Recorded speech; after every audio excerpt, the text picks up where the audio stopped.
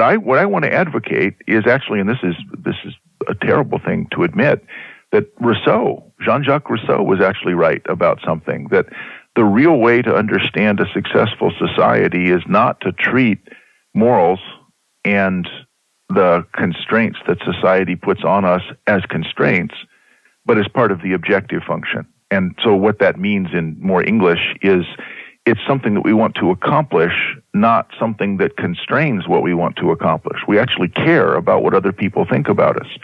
And so on page 186, you have a great paragraph. We never stop to think about how it came to pass that we live in a world that's fairly decent, a civilized world. Yes, we have a legal system that legislates against the worst crimes, such as theft and murder, but our conscience keeps us on the straight and narrow. And the conscience then, so end quote, the conscience, the way I see that is it's not a constraint. I really want to do all these bad things, but I'm prevented because I would feel guilty. It actually matters that I want to be perceived and to be lovely in your terms. So is that going too far, or should we put moral convictions and our sense of desire to be admired by others and to be admirable into the set of objectives that people try to achieve?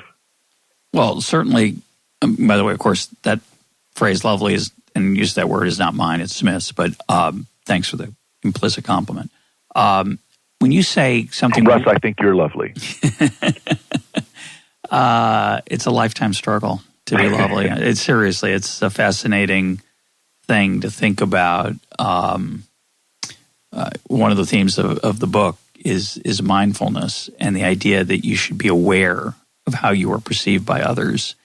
And Smith's very honest about the fact that we don't really want to do that. But when you force yourself to do that, it's a very powerful experience for thinking about how to be a better person, how to be more successful, et cetera. Yeah, that's the self-help part. Yeah. Is that if you can get through the barriers that you've constructed to thinking about that, not only will you understand more, but you'll be happier.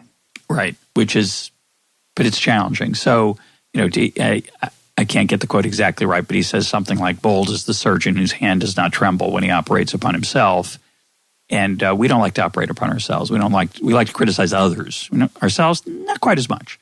And especially in today's world where self-esteem and is so venerated and praised, the whole idea of being critical of one's own conduct, of being aware of one's flaws, is not easily accessed in today's culture. But to go back to your Rousseau question, I'm not sure I understand it. So let me see if I can see. So what Rousseau said was that in order to understand people, in order for society to work, we must inscribe the law on their hearts. So the law is not something external. We inscribe it on their hearts, and then they'll follow it without any police because it's written on their heart. That's exactly what Smith's talking about, and I just want to add that what makes Smith's contribution about the power of conscience so novel is not just the point that conscience restrains bad conduct. I think that's well understood since at least Rousseau, and probably before. But I think what Smith's contribution is thinking about where our conscience comes from. And in Smith's conception, it doesn't come from our religious upbringing. It doesn't come from our parents, teaching us and modeling for us. It comes from our fears and hopes for what other people think of us. And that's his whole concept of the impartial spectator, the idea that when we choose an action, we're confronting a dilemma, when we're deciding how to act, we are imagining someone who is disinterested, meaning not self-interested, someone who does not have a stake in the outcome, observing us and judging us accordingly. And that's a really powerful metaphor, which is Smith's real contribution to this whole idea of conscience. But to come back to the more general point about society, I think Smith's great point, which I doubt Rousseau shared, is that the inscription of virtue on our hearts comes not from the top down, but from the bottom up. And Smith writes incredibly eloquently about how norms of civility and behavior and trust emerge from our interactions with each other, because he argues that deep down that we have a fundamental, and this is the the only really I don't know what the right way to phrase this is, idealistic side of Smith. He argues that deep down, because he says we naturally desire not only to be loved but to be lovely. Naturally desire, meaning it's hardwired into us that we care about what other people think of us and we want to earn their respect. And so as a result, knowing that and even not knowing it subconsciously, I'm going to let other people influence me, and I will in turn influence other people with my judgments about their behavior and their judgments about my behavior. I will praise them when they do good deeds, and I will look askance when they do things that are less moral.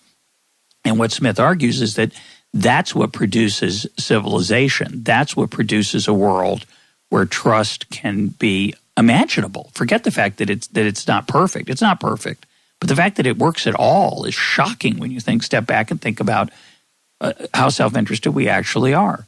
And Smith says the inevitable interactions we have with the people around us are going to constrain us because we care about what they think of us. What I think is so great about that insight is not just that it works as well as it does, but I don't think you could have a society unless people thought of themselves and each other that way. So what's interesting about Smith's insight was that he actually foresaw something that later biologists have made an argument for as part of something that humans are adapted for in evolutionary terms, for a kind of cooperation that's considerably more than you would get from modeling people as Homo economicus. And so Vernon Smith and others over and over again have found that we're kind of natural cooperators. There's plenty of situations where you can get us not to cooperate. But what's interesting is that we often will. And we can make up stories about that, but Smith actually has a really great story about it. And it's a metaphor. It's the impartial spectator. But it actually gets you a lot of the results that we've since come to by completely different means.